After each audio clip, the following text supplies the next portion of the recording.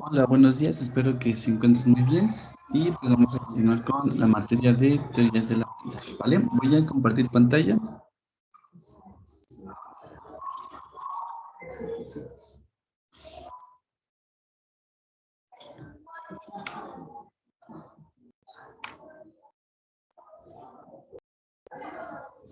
Ok, y vamos a irnos al desafío 2. Estoy esperando que se pueda poner la pantalla.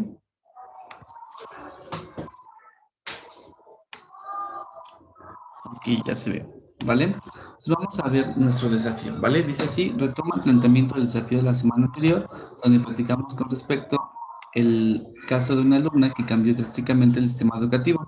Ahora reflexiona respecto a las implicaciones que un cambio de modelo tiene para ella con respecto a la interacción con los contenidos de aprendizaje.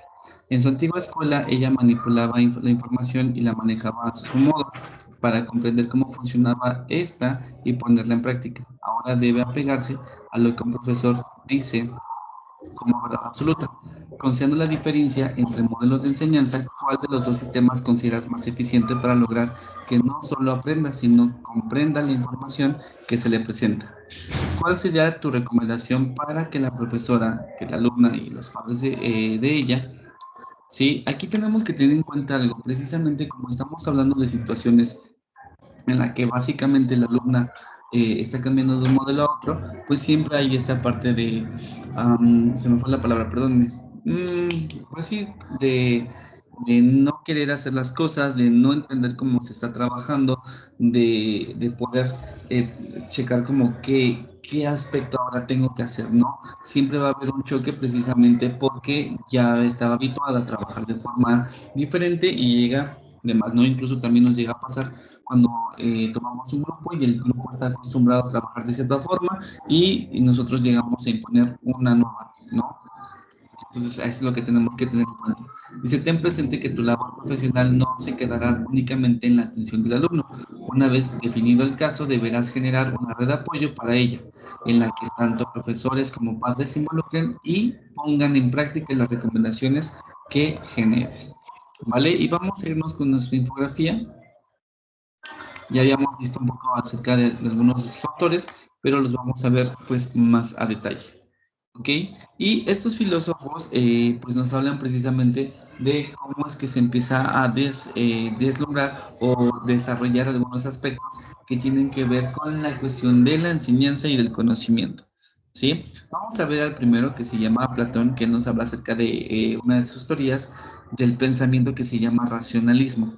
¿Vale? El racionalismo lo que pone en primer lugar es cómo es que piensa cada persona, cuál es su raciocinio y cómo lo utiliza para descubrir y conocer todo lo que lo rodea. ¿Sí? Dice aquí, Platón establece un dualismo entre mente y cuerpo.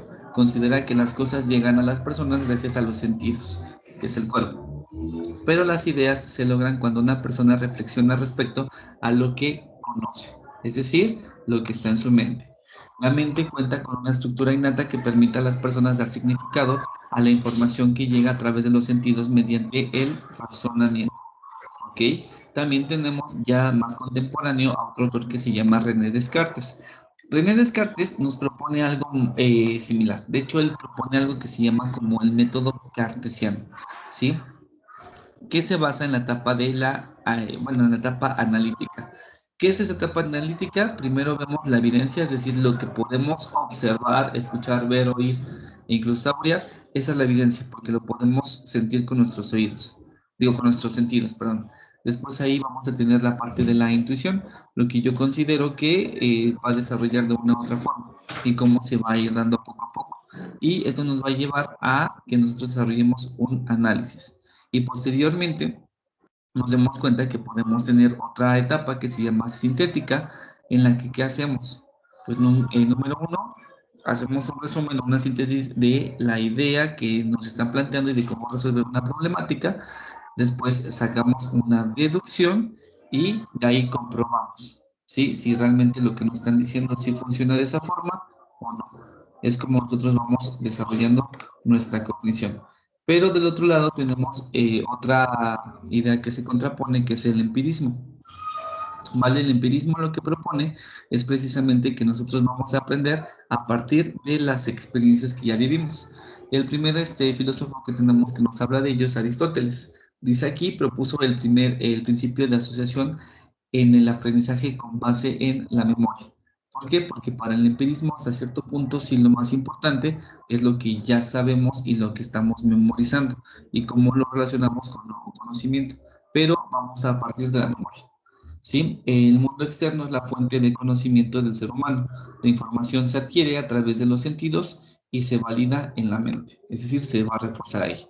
Y también tenemos a otro autor que se llama John Locke, ¿sí? Y él nos dice aquí que postula que toda idea proviene de la experiencia interna o externa.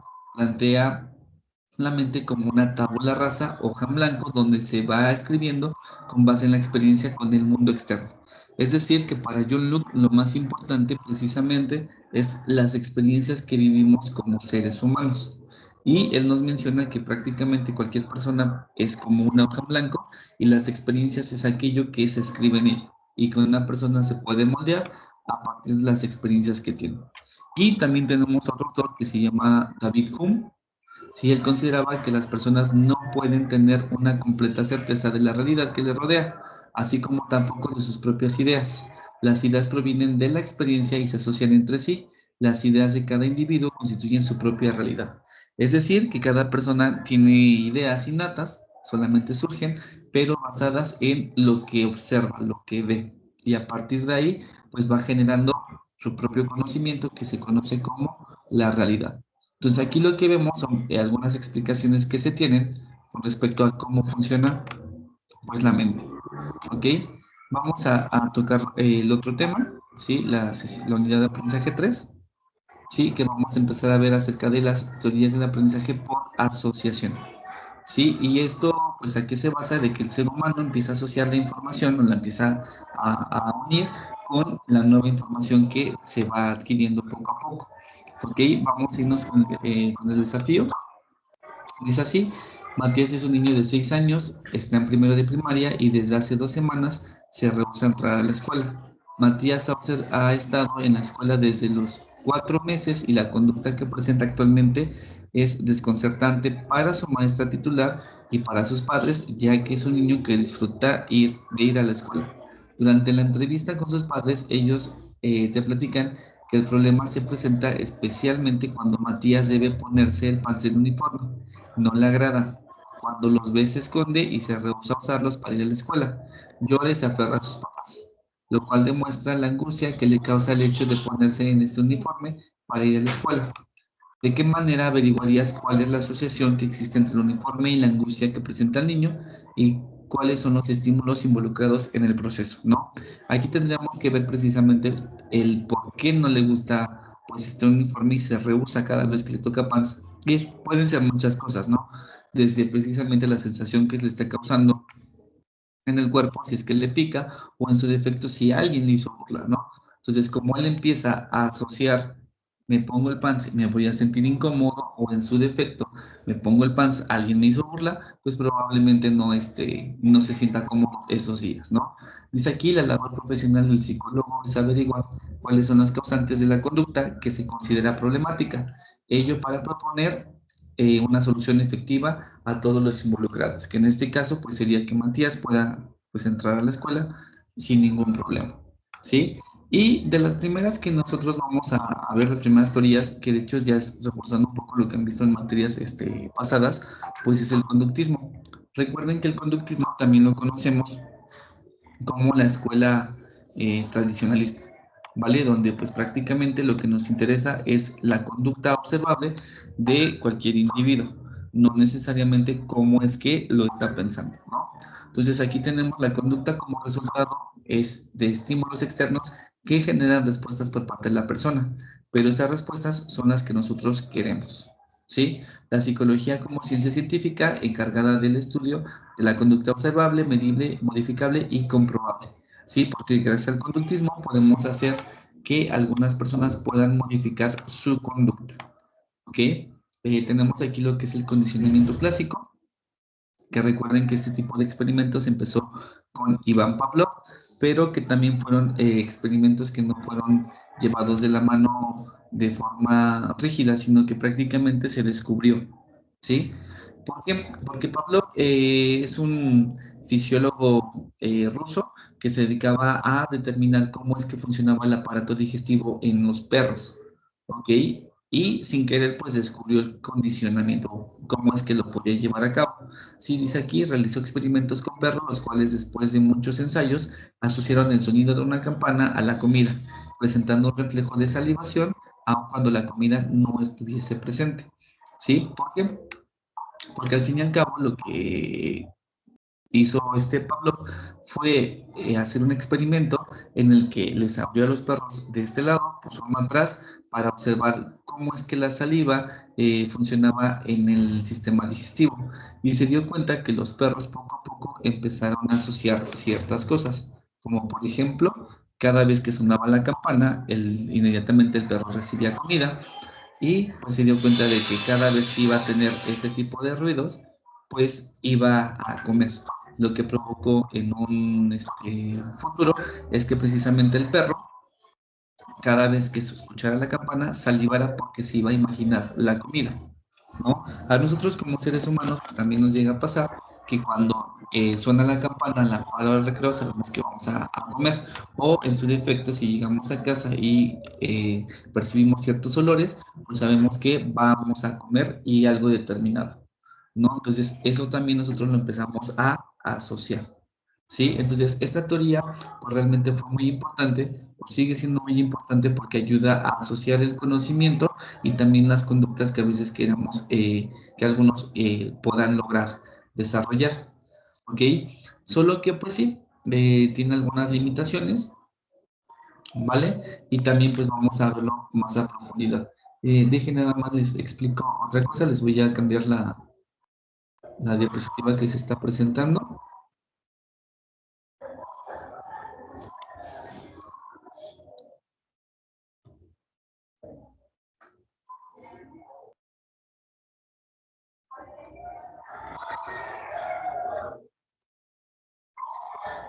Ok, aquí está.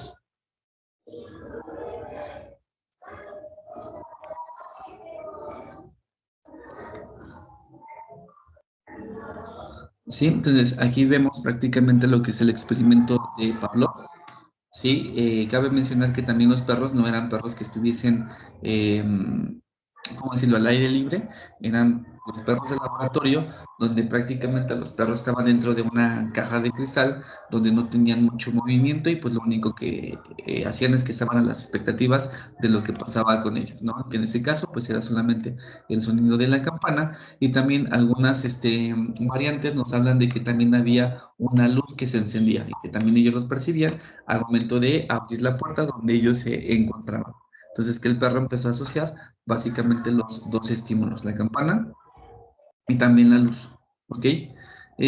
Tenemos aquí algunos términos ya bien establecidos con respecto a esta teoría, porque tenemos estímulos condicionados, también respuesta condicionada y también estímulo y respuesta incondicionada. ¿Sí? Cuando hablamos de un estímulo y respuesta incondicionada es lo que se da de forma natural y cuando hablamos de un estímulo y respuesta condicionada es la condición que nosotros vamos a poner para que se lleve a cabo este trabajo, ¿vale? Entonces tenemos aquí que estímulo incondicionado es la comida porque pues, le teníamos que dar de comer al perro, si no se moría, ¿vale? El perro va a tener una respuesta incondicionada, es decir, que esta respuesta no la puede manipular, siempre va a ser la misma, que en este caso es la salivación ante la comida. Ahora sí, el estímulo condicionado es lo que nosotros como sujetos que estamos haciendo el experimento podemos condicionar, que en este caso era la campana de la luz. Y podemos poner otras cosas, ¿no? A lo mejor agarrar el plato, sonar otro tipo de ruido, ¿no? Otra cosa que no necesariamente fuera la campana, ¿no? También tenemos, bueno, no sé, a mí por ejemplo me pasaba que cuando tenía una mascota y cada vez que agarraba la cadena y la veía, él sabía que yo lo llevaba a pasear.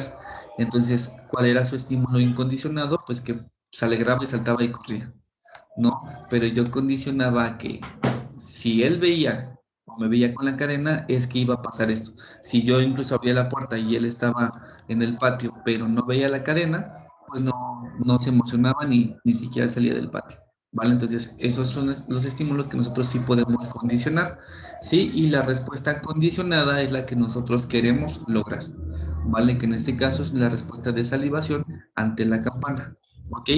Este tipo de aspectos, pues nosotros los seguimos trabajando incluso en educación, aunque tenemos una educación socioconstructivista humanista, pues seguimos trabajando por lo menos al principio con el condicionamiento, ¿no? Ejemplo, si un niño tiene bien su lugar, pues es de los primeros que sale al recreo.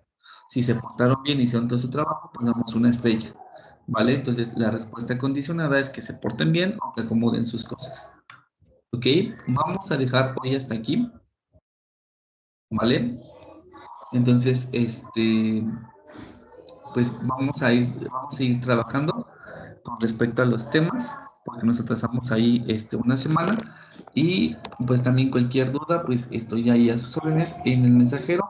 De todos modos, pues quienes están en este grupo es Majo, Dani y Nadia. Entonces también tienen mi número para preguntarme cualquier duda, ¿vale? Nos estaríamos viendo. Hasta luego.